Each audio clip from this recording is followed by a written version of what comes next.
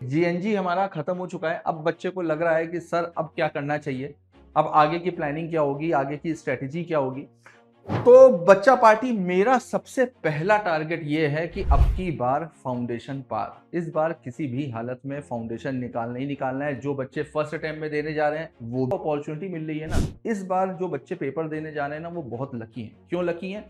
इस बार मैं पहली बार देख रहा हूं कि लॉ के एग्जाम में 2 दिन का आपको गैप मिल रहा है। 2 दिन का गैप लॉ के एग्जाम में मिल जाए अगर ना, तो इससे बेहतर कोई चीज ही नहीं हो सकती, क्योंकि लॉ का सिलेबस अच्छा खासा है। अभी तक क्या होता था, केवल 1 दिन का गैप मिलता था, 2 दिन आपको 24 घंटे एक्स्ट्रा मिल रहे हैं। हेलो बच्चा पार्टी, क्या हाल है? उम्मीद है सब लोग बहुत अच्छे होंगे। तो फाइनली जीएनजी हमारा खत्म हो चुका है। अब बच्चे को लग रहा है कि सर अब क्या करना चाहिए, अब आगे की प्लानिंग क्या होगी, आगे की स्ट्रेटेजी क्या होगी। तो बच्चा पार्टी मेरा सबसे पहला टारगेट ये है कि अब की बार फाउंडेशन पार, इस बार किसी भी हालत में फाउंडेशन निकालना ही निकालना है। जो बच्चे फर्स्ट अटेम्प्ट में देने जा रहे हैं वो भी, और जिन बच्चों का किसी रीजन से मई में रुक गया था वो सितंबर के लिए जा रहे हैं, तो उन बच्चों का भी इस बार निकलना बहुत जरूरी है ना। तो इस वजह से इस बार हर हालत में फाउंडेशन निकालना। दूसरा, इस बार जो आपको अपॉर्चुनिटी मिल रही है ना, इस बार जो बच्चे पेपर देने जा रहे हैं ना वो बहुत लकी हैं। क्यों लकी हैं? इस बार मैं पहली बार देख रहा हूं कि लॉ के एग्जाम में 2 दिन का आपको गैप मिल रहा है। 2 दिन का गैप लॉ के एग्जाम में मिल जाए अगर ना, तो इससे बेहतर कोई चीज ही नहीं हो सकती, क्योंकि लॉ का सिलेबस अच्छा खासा है।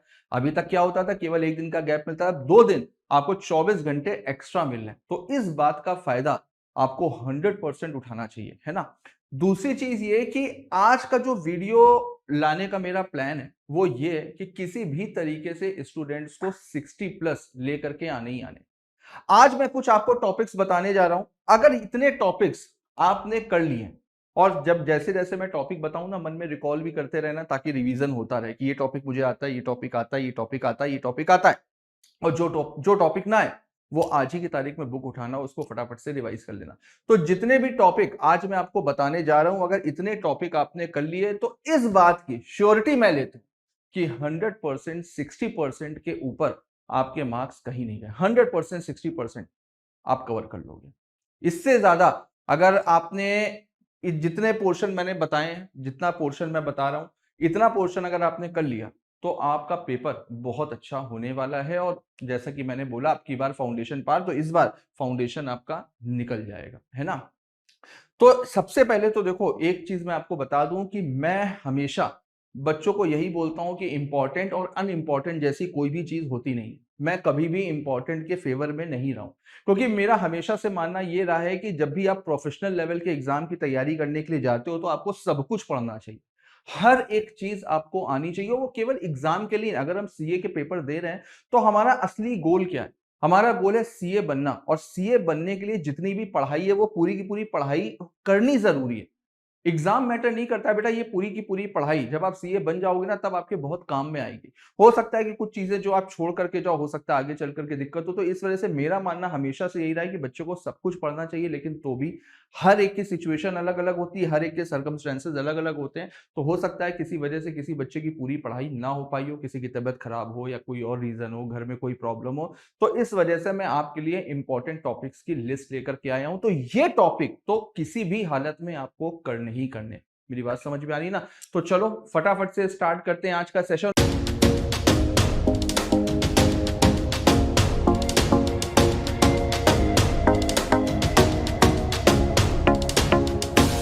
जिसमें मैं आपको बताता हूं कि 60 प्लस लाने के लिए आपको कौन कौन से टॉपिक्स को कवर करना होगा। तो एक बार फटाफट से देखते हैं।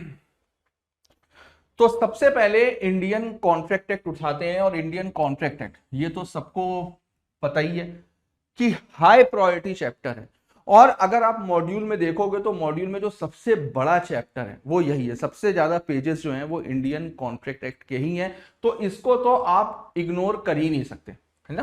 देखो लिखा भी है, ICAI gives the contract act the largest individual block in the syllabus. तो सबसे बड़ा ब्लॉक है बेटा सिलेबस में आपके, है ना। तो देखते हैं। तो सबसे पहले बिल्कुल स्टार्टिंग से स्टार्ट करेंगे, चैप्टर के अकॉर्डिंग करेंगे, टॉपिक्स के अकॉर्डिंग करेंगे कि किस टॉपिक के कौन कौन से सब टॉपिक आपको करने हैं, है ना। इनको छोड़ना नहीं जाए। सबसे पहले हम उठाते हैं ऑफर एंड एक्सेप्टेंस में, यानी कि यूनिट 1 में उठाते हैं ऑफर एंड एक्सेप्टेंस। तो ऑफर एंड एक्सेप्टेंस में offer versus invitation to offer, ये आपको कतई छोड़ करके नहीं जाना है, ये बिल्कुल करके जाना है, बहुत इंपॉर्टेंट है एग्जाम के पॉइंट ऑफ व्यू से। वैलिड एक्सेप्टेंस, एक्सेप्टेंस के लिए एसेंशियल्स क्या क्या होते हैं, एक्सेप्टेंस के एसेंशियल्स आपको जरूर से पढ़ करके जाने हैं। कम्युनिकेशन, कम्युनिकेशन और रिवोकेशन, कम्युनिकेशन और रिवोकेशन कब होते हैं, कब कंप्लीट होते हैं, तो इसका एक क्वेश्चन डेट के साथ में मॉड्यूल में दिया हुआ है, वो क्वेश्चन लगा लोगे तो सब कुछ याद आ जाएगा, बहुत आसान है। तो कम्युनिकेशन और रिवोकेशन आप बिल्कुल नहीं छोड़ सकते। और लैप्स ऑफ ऑफर, कि ऑफर कब लैप्स हो जाता है ना, तो इसको करना बहुत जरूरी है। उसके बाद में आती है आपकी यूनिट 2 कंसीडरेशन। कंसीडरेशन में सेक्शन, इसका जो सेक्शन 2 क्लॉज डी, डेफिनेशन याद रखना, डेफिनेशन किसमें दी हुई है, डेफिनेशन दी है section 2 clause D, consideration at the desire of the promisor, है ना, याद रखना। तो डेफिनेशन करना बहुत जरूरी है, डेफिनेशन इसकी अच्छे से करना, क्योंकि कंसीडरेशन से जो क्वेश्चन है ना, हो सकता है 7 नंबर का क्वेश्चन आ जाए। अगर 7 नंबर का क्वेश्चन आया तो शुरुआत डेफिनेशन से करना, डेफिनेशन इसकी आसान है, डेफिनेशन से ही शुरुआत करना। तो इसकी डेफिनेशन एक बार देखना। कंसीडरेशन के एसेंशियल्स क्या क्या होते हैं ये देखना। पास्ट कंसीडरेशन, कंसीडरेशन का एडिक्वेट होना जरूरी नहीं है, consideration need not to be adequate, consideration का होना जरूरी है, लेकिन अगर कंसीडरेशन सफिशिएंट नहीं है, केवल इसकी वजह से कॉन्ट्रैक्ट कभी भी वॉइड नहीं होता। Adequacy, stranger to consideration, privity of contract और प्रिविटी ऑफ कंसीडरेशन, ये दोनों टॉपिक देख करके जाने, है ना। और सेक्शन 25 में एक्सेप्शंस दिए हुए हैं, एक्सेप्शन तो बहुत ज्यादा मोस्ट इंपॉर्टेंट है, मोस्ट इंपॉर्टेंट है कंसीडरेशन के एक्सेप्शन, तो एक्सेप्शन देख करके भी जरूर जाना। उसके बाद में अगला टॉपिक आता है आपका capacity to contract. Capacity to contract में अगर क्वेश्चन आएगा तो माइनर्स एग्रीमेंट का आएगा, माइनर एंड नेसेसरीज, ये टॉपिक बहुत इंपॉर्टेंट है ना। एक बार चेक करते रहना इसमें से कौन कौन से टॉपिक आते हैं, जो टॉपिक ना आए इसी समय उसको अपनी कॉपी पे नोट डाउन कर लेना और आज ही की तारीख में उसको रिवाइज कर लेना, यही तरीका होता है बेटा रिवीजन का, है ना। माइनर्स लायबिलिटी, माइनर कब कब माइनर की जो लायबिलिटी है, माइनर की लायबिलिटी के कई सारे पॉइंट्स दिए हुए हैं, इफेक्ट ऑफ माइनर्स एग्रीमेंट में, तो वो सारे आपको देखने हैं। Beneficial contracts, person of unsound mind, person of unsound mind भी आपको देख करके जाना है। उसके बाद में आपका आता है फ्री कॉन्सेंट। फ्री कॉन्सेंट में तो देखो सारे मतलब छोटा सा टॉपिक है, उसमें मेन बेसिकली 5 चीजें बताई गई हैं। एक आपको कोर्जन बताया गया है, अनड्यू इन्फ्लुएंस बताया गया है, फ्रॉड बताया गया है, मिस रिप्रेजेंटेशन बताई गई है, और उसके बाद में मिस्टेक बताई गई। मिस्टेक बहुत आसान है, मिस्टेक के इफेक्ट अलग अलग होते हैं। फ्रॉड और मिस रिप्रेजेंटेशन, इन दोनों में केवल एक चीज का फर्क होता है, इंटेंशन का। ये मैंने आपको अभी जेएनजी में बताया था, इन दोनों में एक चीज का फर्क होता है, इंटेंशन का। इसकी डेफिनेशन याद कर लेना, फ्रॉड की और मिस रिप्रेजेंटेशन की। अनड्यू इन्फ्लुएंस, अनड्यू इन्फ्लुएंस भी मैंने आपको जेएनजी में बताया कि 2 लोगों के बीच में रिलेशन होना जरूरी है, और एक रिलेशन ऐसा होना चाहिए जो दूसरे वाले की विल को डोमिनेट कर सके। इसमें बर्डन ऑफ प्रूफ आप बहुत अच्छे से देख लेना। और उसके साथ में आता है कोर्जन, है ना। कोर्जन का मतलब जोर जबरदस्ती करना, ऐसा कोई भी काम जिसको इंडियन पीनल कोड मना करता है ना। तो ये सारे टॉपिक्स आपको देखने हैं, इसके इफेक्ट देखने हैं।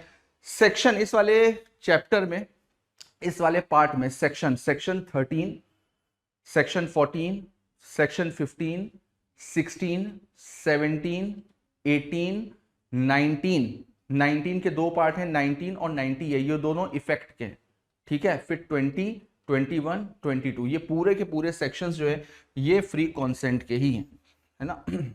उसके बाद में अगला टॉपिक आता है वॉइड एग्रीमेंट। ये भी एक बड़ा टॉपिक है, लेकिन इसमें कुछ चीजें, कुछ टॉपिक्स हैं जिससे एग्जाम में अक्सर क्वेश्चन पूछे जाते हैं, तो इसको बहुत अच्छे से करना। Restrain of marriage, restrain of trade और इसके एक्सेप्शन, है ना। Restrain of legal proceeding, uncertain agreement और वेजरिंग एग्रीमेंट। इसमें एक टॉपिक मैं और बता रहा हूं, वेजरिंग एग्रीमेंट के साथ में स्टिफलिंग प्रोसिक्यूशन, स्टिफलिंग प्रोसिक्यूशन, ये नोट कर लेना, स्टिफलिंग प्रोसिक्यूशन, स्टिफलिंग प्रोसिक्यूशन भी देख करके जाना। वो मैं इसमें लिखना भूल गया, वो टाइपिंग एरर थी, वो छूट गया, ठीक है। Stifling prosecution. उसके बाद में आता है आपका performance of contract. Performance of contract में रेसिप्रोकल प्रॉमिस, ये मैंने आपको बताया था। टाइप ऑफ रेसिप्रोकल प्रॉमिस, ये भी आपको देख करके जाना है। Time and place, joint promises, joint promises most important है। एप्रोप्रिएशन ऑफ पेमेंट भी बहुत इंपॉर्टेंट है ना, ये भी आपको देख करके जाने। एप्रोप्रिएशन ऑफ पेमेंट के जो 3 रूल मैंने आपको बताए थे, वो रूल्स देख करके आपको जाने। इसके बाद में आता है आपका ब्रीच ऑफ कॉन्ट्रैक्ट और रेमेडी। ब्रीच कितने तरह के होते हैं? दो तरीके के, एक एंटीसिपेटरी ब्रीच और एक एक्चुअल ब्रीच। डैमेजेस कितने तरीके की होती हैं? सारी की सारी डैमेजेस, सारी की सारी याद है ना कौन कौन सी डैमेजेस होती हैं? सारी की सारी डैमेजेस देख करके जानी है। क्वांटम मेरिट, क्वांटम मेरिट भी एग्जाम के पॉइंट ऑफ व्यू से बहुत इंपॉर्टेंट है। उसके बाद कॉन्टीजेंट कॉन्ट्रैक्ट। कॉन्टीजेंट कॉन्ट्रैक्ट में जो कॉन्टीजेंट कॉन्ट्रैक्ट के रूल्स थे वो रूल सारे देख करके जाने, 32, 33, 34, 35 सबसेक्शन 1, 35 सबसेक्शन 2 और 36, है ना, इसको देख करके जाना है। डिफरेंस, एग्जाम में एक क्वेश्चन पूछा जाता है डिफरेंस का, ज्यादा क्वेश्चन एग्जाम में नहीं पूछे जाते हैं, पहले पूछे जा रहे थे, लेकिन इधर 2 अटेम्प्ट से मैं देख रहा हूं कि डिफरेंस वाले क्वेश्चन ज्यादा नहीं आ रहे हैं। लेकिन वेजरिंग एग्रीमेंट और कॉन्टीजेंट कॉन्ट्रैक्ट, इसके बीच में डिफरेंस एग्जाम में पूछा जाता है, तो इसको अच्छे से कर लेना। क्वासी कॉन्ट्रैक्ट, क्वासी कॉन्ट्रैक्ट के सारे आपको करने हैं, सेक्शन 68 से लेकर के 72 तक, है ना। उसके बाद में यहां तक आपका जनरल प्रिंसिपल वाला पार्ट है, यहां तक आपका जनरल प्रिंसिपल्स वाला पार्ट है, यानी कि कॉन्ट्रैक्ट एक्ट का पार्ट 1। तो अब खुद से देखो कि जितने टॉपिक मैंने बताए हैं उतने टॉपिक तैयार हैं या नहीं है ना। उसके बाद में आता है पार्ट 2, यानी कि स्पेसिफिक काइंड ऑफ कॉन्ट्रैक्ट। तो स्पेसिफिक काइंड ऑफ कॉन्ट्रैक्ट में देखते हैं, तो सबसे पहले तो इंडेमनिटी एंड गारंटी है, उसमें इंडेमनिटी वर्सेस गारंटी, इसका जो डिफरेंस है। इसके बाद में rights of surety, discharge of surety, continuing guarantee और को श्योरिटीज, ये सारे के सारे इंपॉर्टेंट पॉइंट्स हैं, है ना, इंडेमनिटी और गारंटी में। उसके बाद में आता है आपका बेलमेंट एंड प्लेज। तो बेलमेंट एंड प्लेज में ड्यूटीज ऑफ बेलर एंड बेली, और देखो मैंने आपसे बोला था एक की याद कर लो, अगर आपने बेलर की ड्यूटीज और बेलर के राइट्स पढ़ दिए तो इसी को ऑपोजिट कर लेना, तो ये बेली का हो जाएगा। जो बेलर के राइट होंगे वो बेली की ड्यूटीज होंगी, जो बेली के राइट्स होंगे वो बेलर के ड्यूटीज होंगे, क्योंकि कॉन्ट्रैक्ट में यही तो चलता है, जो मेरे पास में अधिकार है वो आपकी ऑब्लिगेशन है, जो आपके पास में अधिकार है वो मेरी ऑब्लिगेशन। किसी एक का याद कर लेना, अपने आप हो जाएगा। लीन, लीन क्या होता है? लीन कितने तरह के होते हैं? पर्टिकुलर लीन और जनरल लीन, इसको अच्छे से करिए। Finder of goods, finder of goods आपको 2 जगह पर मिलेगा, एक तो यहां पर और दूसरा क्वासी कॉन्ट्रैक्ट में। ठीक, किसी एक जगह पर अच्छे से याद कर लेना, वही चीज मेंशन कर सकते हो क्योंकि मीनिंग तो एक ही होती है ना। राइट्स ऑफ पॉनी और प्लेज बाय नॉन ओनर, है ना, कि अगर आपके पास में ओनरशिप नहीं है तो क्या आप गुड्स को प्लेज कर सकते हो, ये भी टॉपिक हम लोगों ने जेएनजी में पढ़ा हुआ है। तो बेलमेंट और प्लेज में इतने टॉपिक आपको करने हैं। उसके बाद में आता है लास्ट में लॉ ऑफ एजेंसी। तो लॉ ऑफ एजेंसी में क्रिएशन ऑफ एजेंसी, एजेंसी कितने तरह से बनती है, एक्सप्रेस और इंप्लाइड। फिर उसके बाद में एजेंट की अथॉरिटी क्या होती है, delegation, ratification, agency bye necessity, personal liability of agent और टर्मिनेशन ऑफ एजेंसी। इसमें जो एक इररिवोकेबल एजेंसी होती है, इररिवोकेबल एजेंसी सबसे लास्ट में दिया हुआ है, तो उसको एक बार अच्छे से देख लेना, है ना। तो मेन इसके जो एरिया है कॉन्ट्रैक्ट के, वो free consent, consideration, minor, guarantee, surety, agency, इससे क्वेश्चन आएगा ही आएगा, है ना। आगे आता है next chapter, sale of goods act. ये चीज तो मैंने आपको जीएनजी में बताई थी कि इंडियन कॉन्ट्रैक्ट एक्ट के बाद में जो सबसे इंपॉर्टेंट टॉपिक है आपके लिए वो है सोगा। जैसा बोलते हैं ना, सोगा से ही होगा सेल ऑफ गुड्स एक्ट। तो देखो और इधर मैं 2-3 अटेम्प्ट से देख रहा हूं कि सोगा के क्वेश्चंस जो है ना वो ज्यादा आ रहे हैं और टफ आ रहे हैं। अगर पेपर टफ है या इजी है ये डिसाइड करता है सोगा के क्वेश्चन। अगर सोगा के क्वेश्चन आसान है तो बच्चे कहते हैं सर पेपर आसान आया था, सोगा के क्वेश्चन टफ है तो बच्चे कहते हैं सर पेपर इस बार मुश्किल था। और धीमे धीमे करके आईसीआई सोगा की इंपॉर्टेंस जो है ना वो इंडियन कॉन्ट्रैक्ट एक्ट के बराबर ही कर रही है ना। तो देखते हैं सोगा में सबसे पहले फॉर्मेशन ऑफ, इसमें आपकी 4 यूनिट है, इसमें आपकी 4 यूनिट है। एक तो formation, condition and warranties, transfer and delivery और अनपेड सेलर, है ना। तो 4 यूनिट्स में देखते हैं। सबसे पहले है formation of contract of sale. इसमें sale versus agreement to sale, sale और एग्रीमेंट टू सेल इसका जो डिफरेंस है वो दिखेगा। गुड्स, गुड्स की डेफिनेशन, ये मैंने आपको क्लास में ही बोला था, जेएनजी में ही बोला था, गुड्स की डेफिनेशन जरूर देखिएगा। गुड्स कितने तरह के होते हैं उसको भी देखिएगा। प्राइस, प्राइस फिक्स करना जैसे थर्ड पार्टी वाला है तो वो भी बहुत इंपॉर्टेंट है। और एसेंशियल्स, है ना। इसके बाद में कंडीशन एंड वारंटी, ये तो मोस्ट इंपॉर्टेंट है और इससे 100% क्वेश्चन आएगा ही आएगा। तो कंडीशन और एंड वारंटीज में सबसे पहले तो आपका डिफरेंस हो गया। उसके बाद में इम्प्लाइड कंडीशंस कितने तरीके की होती हैं, इम्प्लाइड वारंटीज कितने तरीके की होती हैं, कब कब ऐसी सिचुएशन आएगी जहां पर कंडीशन को वारंटी की तरह से ट्रीट किया जाएगा। दूसरा डॉक्ट्रिन ऑफ कैवेट टेम्पटर और एक्सेप्शन, इस वाली यूनिट में ये सारे पॉइंट्स आपको करने हैं, एक लिस्ट बना लेना इम्प्लाइड कंडीशंस की, इम्प्लाइड वारंटी की, है ना। उसके बाद में आता है आपका, जैसे कि मैंने बताया, type of goods, specific goods, unascertained goods, है ना, गुड्स सेंट ऑन अप्रूवल और sale by non owner, sale by non owner, और जो प्लेज वाला था कि अगर आपके पास में ओनरशिप नहीं है, प्लेज बाय नॉन ओनर, तो अगर इसके पॉइंट्स लगभग लगभग सिमिलर हैं, है ना, तो ये चीज याद रखना। उसके बाद में डिलीवरी कितने तरीके की होती है, एक्चुअल, सिंबॉलिक, कंस्ट्रक्टिव, ये मैंने आपको बताया हुआ है। डिलीवरी टू कैरियर और बायर रिफ्यूजिंग डिलीवरी, तो ये टॉपिक आपको इस वाली यूनिट में करने हैं। उसके बाद में आता है आपका अनपेड सेलर, अनपेड सेलर में लीन, लीन आपने पढ़ी है कि लीन क्या होता है, राइट टू रिटेन, तो लीन पर कब एक्सरसाइज कर सकते हैं, स्टॉपेज इन ट्रांजिट, रीसेल और राइट अगेंस्ट बायर, और इसमें एक चीज और, रूल्स ऑफ ऑक्शन, छोटा सा टॉपिक है, एक बार उसको भी देख लेंगे, रूल्स ऑफ ऑक्शन। तो इतने पॉइंट्स आपको अनपेड सेलर वाली यूनिट से करके जाने हैं।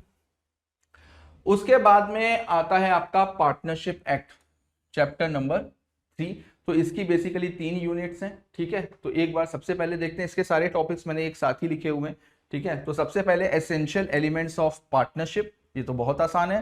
True test of partnership, mutual agency, mutual agency मैंने जेएनजी में भी बताया था कि बहुत इंपॉर्टेंट है, म्यूचुअल एजेंसी को बहुत अच्छे से करके जाना, एग्जाम के पॉइंट ऑफ व्यू से तो इंपॉर्टेंट है ही, लेकिन पूरे के पूरे एक्ट के हिसाब से भी इंपॉर्टेंट है। अगर म्यूचुअल एजेंसी का कॉन्सेप्ट क्लियर है तो पार्टनरशिप एक्ट थोड़ा सा आसान हो जाता है। Partnership versus co-ownership, difference वाले क्वेश्चन में म्यूचुअल एजेंसी ट्रू टेस्ट में ही आपका कवर हो जाएगा। Rights and duties of partner, implied authority, implied authority एक अच्छा टॉपिक है।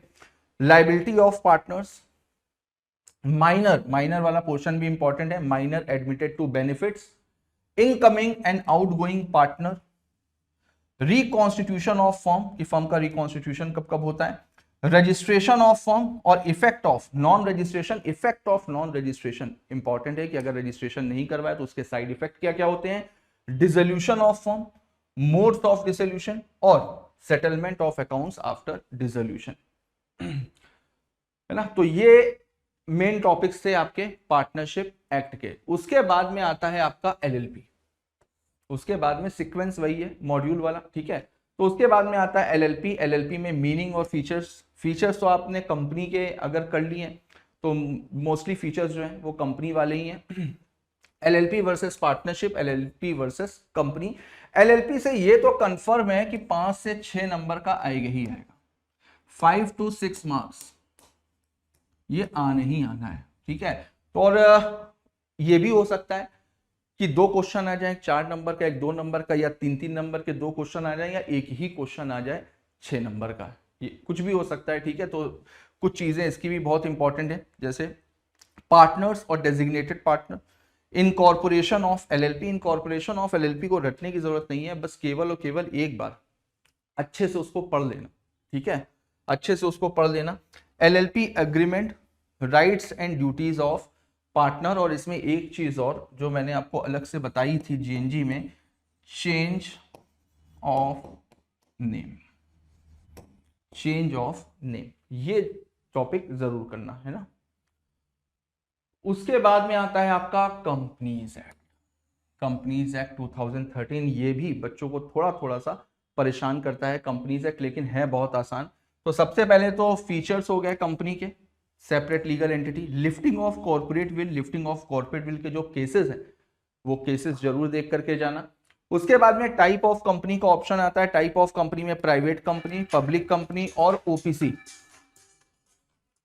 प्राइवेट कंपनी में सॉरी कॉल आ गई थी, private company, public company, OPC, small company, government company, foreign company, गिनते जाओ, देखते जाओ कि कौन कौन से टॉपिक तुम्हें आते हैं, कौन कौन से टॉपिक आते हैं, देखते रहना, है ना।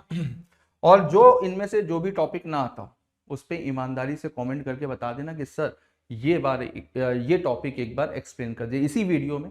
कमेंट करके बता देना कि सर ये वाला टॉपिक एक बार एक्सप्लेन कर दीजिए, मुझे भले ही तुम्हारे लिए वो रील शूट करनी पड़े, लेकिन उस टॉपिक की रील मैं शूट कर दूंगा, है ना।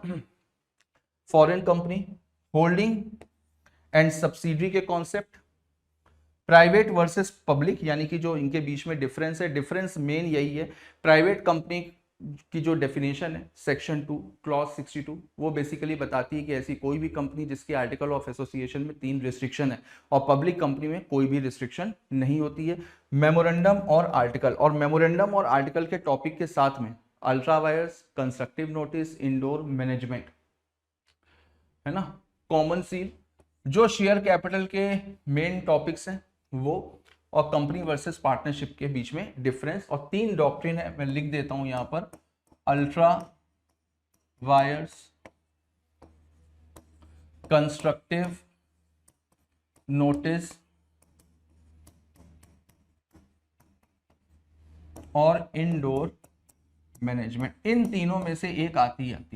ये मेमोरेंडम के अंदर ही है, ठीक है। जो बच्चे होंगे वो समझ भी गए होंगे, लेकिन फिर भी मैंने इसको अलग से आपको लिखवा दिया ताकि ये 3 टॉपिक भी आपको करके जाने, अल्ट्रा वायर्स, कंस्ट्रक्टिव और इंडोर मैनेजमेंट। उसके बाद में आता है निगोशिएबल इंस्ट्रूमेंट। निगोशिएबल इंस्ट्रूमेंट में promissory note, bill of exchange, type of bill, type of bill में ऑर्डर्ड बिल, ठीक है, और बियरर और ऑर्डर्ड, ये दोनों।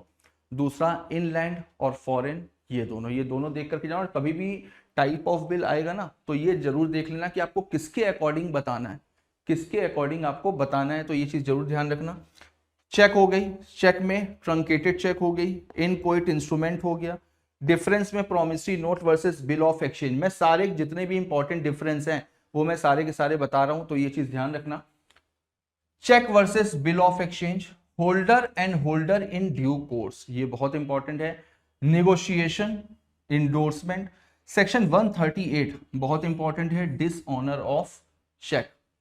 उसके बाद में प्रेजेंटमेंट कब नेसेसरी नहीं होता है, कब प्रेजेंटमेंट करने की जरूरत नहीं होती है, तो ये आपके इंपॉर्टेंट पॉइंट्स हैं। तो अब बेटा एक चीज आप याद रखना, सबसे पहले अब मोटा मोटा अगर देखा जाए ना तो अब आपके पास में 8 दिन बचे हैं, और जिस बच्चे के इन टॉपिक्स में से कुछ भी टॉपिक्स बचे हुए हैं तो उसको जरूर कर लेना। और मेरी एडवाइस आपको यही है कि इस समय कुछ भी नया उठाने की जरूरत नहीं है। अगर कुछ आसान सी चीज है वो छोड़ करके जा रहे हो तो उसको जरूर एक बार देख लो। अदरवाइज इस समय आपको मेन फोकस करना है रिवीजन में, एमटीपी आरटीपी के क्वेश्चंस को सॉल्व करने में, प्रैक्टिस करने में। 8 दिन आपके बचे हुए हैं, और 8 दिन में आखिरी के जो 2 दिन है, 3 दिन सॉरी, वो हटा दो। 8वां दिन हटा देना, क्योंकि 8वां दिन आपका रिवीजन का होगा, ठीक है, 8वां दिन आपका रिवीजन का होगा।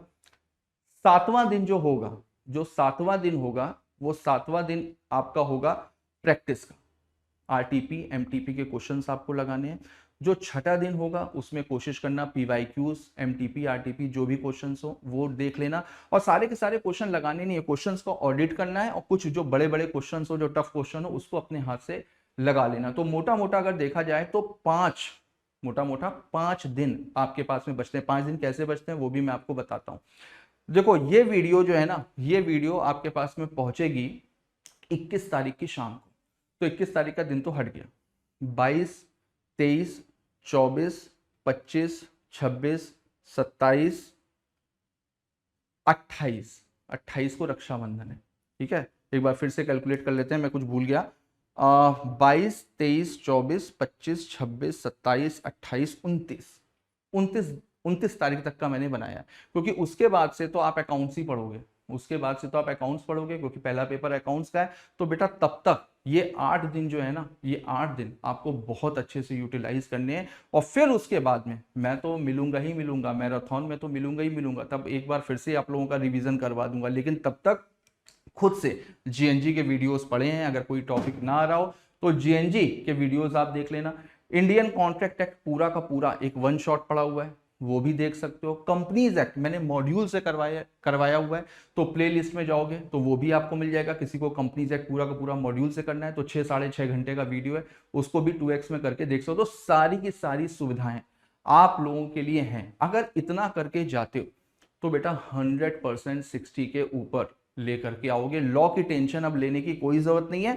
लॉ स्कोरिंग सब्जेक्ट है, लॉ की स्ट्रेटेजी थोड़ी सी अलग होती है। लॉ को अगर समझदारी के साथ में पढ़ा जाए ना तो मोस्ट स्कोरिंग सब्जेक्ट आपके लिए बन सकता है। मेरी बात समझ में आ रही ना? तो बेटा इतने टॉपिक्स आपको देख करके जाने हैं। ये वाली जो पीपीटी है जिसमें सारे के सारे इंपॉर्टेंट है, तो ये पीपीटी इसके डिस्क्रिप्शन बॉक्स में आपको मिल जाएगी। एक बार अगर भूल जाओगे तो एक बार देख लेना पीपीटी से कि कौन कौन से इंपॉर्टेंट टॉपिक्स बताए थे। इसमें से कोई भी टॉपिक छोड़ करके नहीं जाना।